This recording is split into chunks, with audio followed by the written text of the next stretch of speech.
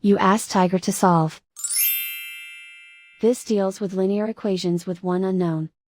The final result is x equals -4/3. Let's solve it step by step. Simplify the expression. Expand the parentheses.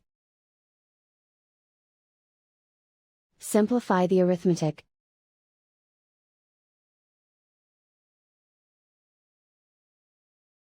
Group all x terms on the left side of the equation. Subtract 2x from both sides.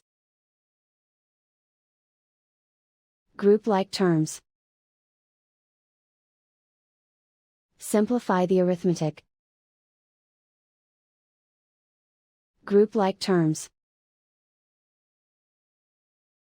Simplify the arithmetic. Group all constants on the right side of the equation. Add 5 to both sides. Simplify the arithmetic.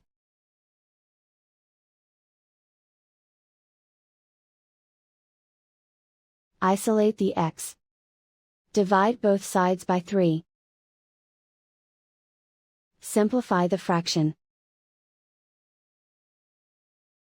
And so the final result is x equals -4/3.